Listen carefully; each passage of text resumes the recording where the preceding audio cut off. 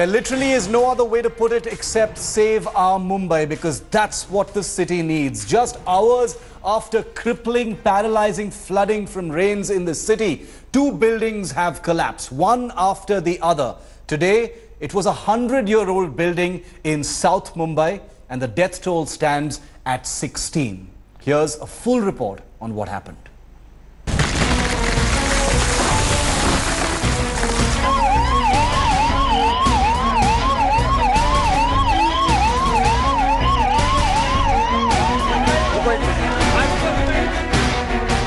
Mumbai's crumbling civic infrastructure exposed once again. 2 days after the worst bout of rain since the 2005 deluge brought Mumbai to its knees, a 5-story building in the city's JJ Junction came tumbling down on Thursday morning. आज 5 जन को निकाला, 2 ladies को निकाला हमने और 3 gents को निकाला. India Today, the first channel to reach the site of devastation, saw these scenes. Tragic incident occurred at Park Moria Street at Bhindi Bazaar in South Mumbai. A 5-story building, Archival building, collapsed at around 8:30 a.m. Thousands of people stayed here since many years or so, because we have been speaking to local people. They have been saying that this building was almost 50 to 60 years old.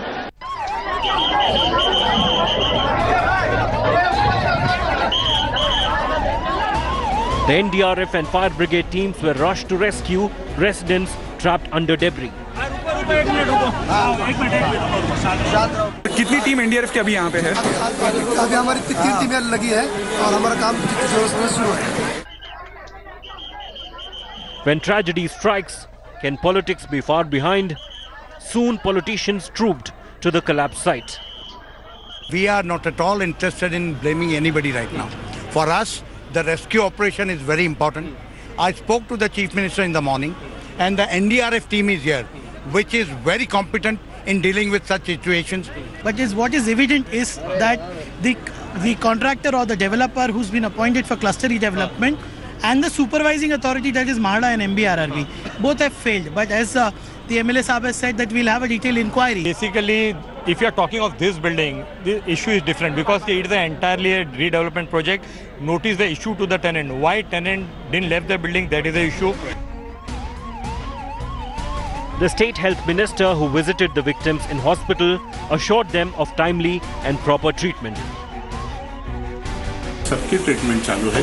किसी को fracture है, पॉलीट्रोमा है, किसी को अभी तक किसी का हेड इंजरी डिटेक्ट नहीं हुआ है, लेकिन जो भी डेथ हुई है उनके लिए भी हम लोग ने पूरी व्यवस्था की है. Sources tell India Today that the building was a standing death trap. The 117-year-old structure was being redeveloped and notices had been sent to residents to vacate it. Around 4 families were still occupying the 4th floor, while a commercial catering unit operated out of the ground floor. There was a nursery school in the building on the 1st floor. It has been running since last 20 to 25 years. And there are approximately 20 to 25 children coming in the school. But all are safe because the school starts at approximately 10:30. And this incident happened at 8:20 and the whole building was collapsed. It's very dangerous. This is not the first case of an old building collapsing in the city. Just 2 days ago, 2 people were killed as a building came down in Vikhroli. On August 28th, 4 people were killed in Chandiwali.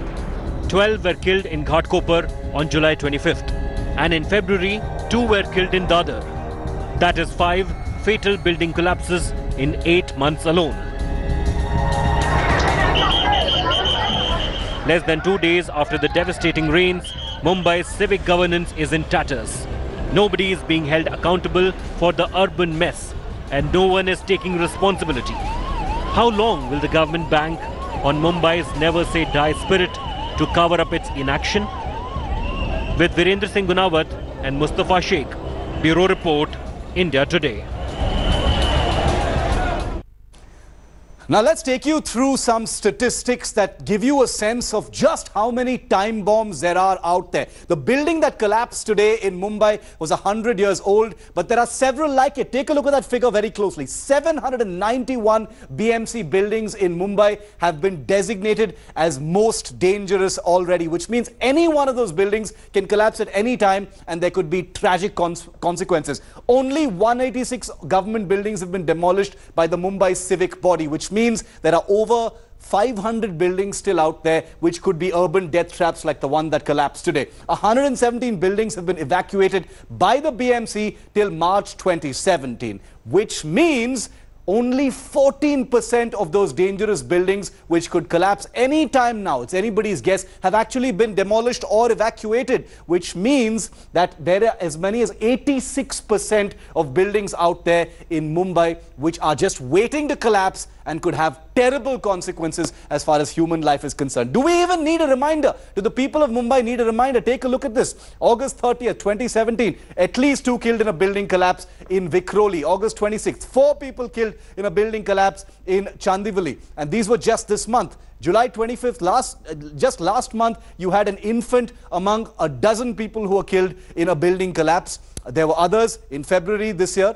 There's a 3-story building collapsed in Dadar, claiming at least 2 lives. And these are just a handful. You can take a look at all of these instances, but these are only a handful of buildings where these tragedies have taken place. 86% of the designated most dangerous buildings out there are simply waiting to collapse. I want to go across now to India Today's Mayuresh Ganapathe, who's joining us live from the site of the building collapse. We also have with us senior editor and our Mumbai bureau chief Sahil Joshi, who's live with us from the city. Sahil, 791 buildings designated as most dangerous. Only 14% of those buildings have been evacuated. The tragedy that is unfolding even now, Sahil, could happen anywhere else. Absolutely, Shiv. In fact, as far as this particular building collapse is concerned, there are 2 aspects to the whole thing.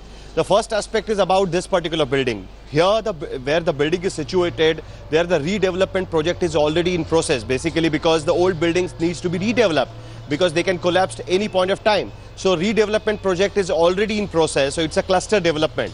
Now the problem here is that around 257 buildings needs to be redeveloped under the cluster development in this particular area, that is Bhindi Bazaar. Now it is taking time. It will take at least 5 to 6 years to get those buildings redeveloped and settle the people who were already living in those 257 buildings.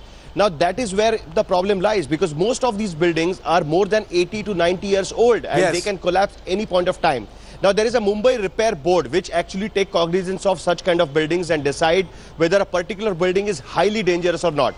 Now what the Mumbai Repair Board is saying that according to them, only 9 buildings are most dangerous. The remaining buildings are dangerous, but they are not such dangerous that they can collapse. But they do not have any machinery to understand whether the building can be collapsed in months' time, 2 months' time, 3 months' time. They just need to be redeveloped. But the process is so slow, and most of the time what happens is that the tenants refuse to leave the building, fearing that they do not know how many years they will have to spend in the transit camps or the places where there will not be any accommodation. And that is where the government's role come into, where the government has to ensure that there has to be a time limit within which the redevelopment will happen. The tenants will be ready to vacate the building and go in the transit camps. But there are cases where the people have spent their lives in the transit camps and their original building was never repaired or redeveloped. So that is where the government's responsibility lies, and that is what they need to do. Now there is a bigger figure than what 791 is. If you give me 20 seconds more, Shiv. The bigger figure is around 19,000 buildings in Mumbai city itself are under repair by the Mumbai Repair Board. That is what is the figure. So there is a possibility that some buildings might just need a repair, temporary repair, not the structural repair, but there might be some buildings which might need a completely redevelopment, and that is where the problem lies, because this is a very dense city with the high rises all across and kind of an unplanned development. And the government will now have to ensure that such kind of development plans where the cluster development happens have to move smoothly and as early as possible so that such kind of incidences can be stopped. It's unbelievable. It seems like this tragic circle of negligence, fear among residents in many of these buildings, almost criminal apathy as far as the municipal corporation is concerned, and of course people on the ground, the public, who refuse to actually move out of these buildings in a sense of indifference. Mayuresh, take us through what's going on behind you, that monumental rescue operation that has become so familiar to us, covering tragedies in Mumbai. Number of people killed, more people believed to be trapped in the debris. What is the latest in what is the very latest tragedy? It's not the first, Mayuresh, that you're covering.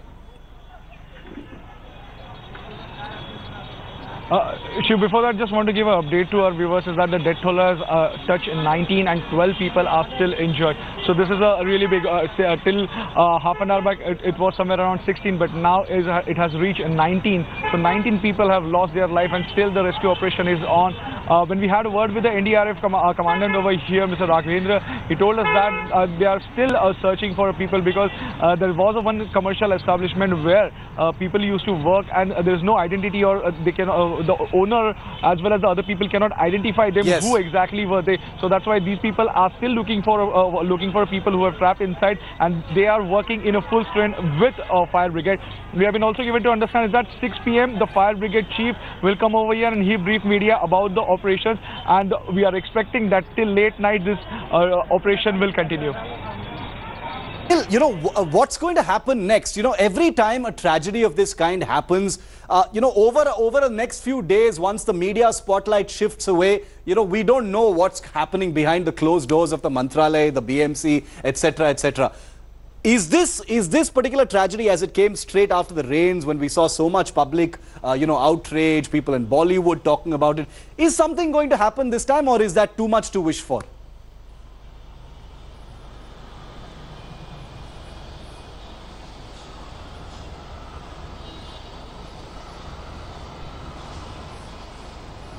Sahil, can you hear me? Yes, I can hear you. Yes, Shiv, the problem here is that, unfortunately, people in Mumbai are really understanding because they have been used to public transport, they have been used to traveling in the crowded public transports. They have seen many governments after governments, but nothing had changed. They have seen Mumbai literally blowing up in the population, and currently the situation in Mumbai is that it's almost have come to the breaking point because there is a population of around 1 crore 80 lakhs in the city, which is a kind of an island city, so there is no development which is possible. So that is the reason why these high rises we can see. And these developments have happened around these old buildings and without giving a chance that these buildings should be redeveloped. Now there is a politics involved because a particular project which we were talking about, we heard in our story that how people from different parties were trying to put blame on different people and different organizations. So basically that is what finally happens on the ground rather than looking out for the development, because the schemes are not bad, never bad. The culture, the cluster development is a very good scheme for a city like Mumbai. Yes. Not only city like Mumbai, but the city like Thane and cities around metropolitan region, because it's a very clustered city. So that is the only way the city can be developed. Absolutely. But rather than going for the cluster development, the personal egos, the political egos actually takes over, and these projects get delayed, and that's where the people suffered. And that is the where which I was mentioning before, that the tenants refuse to leave their buildings before getting another accommodation, because they fear that they will never be able to get their home if they leave wherever they are staying at this point of time, and they put their lives in danger. It's a city that is fast sort of crumbling before people's eyes. Every time we cover a story like this, it's human lives lost, it's buildings lost forever, and it's a circle, a vicious circle, like Sahil just pointed out, between the fear of residents and the apathy of the administration. We'll keep a spotlight on that. Mayuresh and Sahil, thank you so much, gentlemen, for joining me on this big story here on 5 Live. Thanks for watching the video. For more such news and updates, please like, share and subscribe to India Today. Also check out our other great videos from our channel. We know you will love to.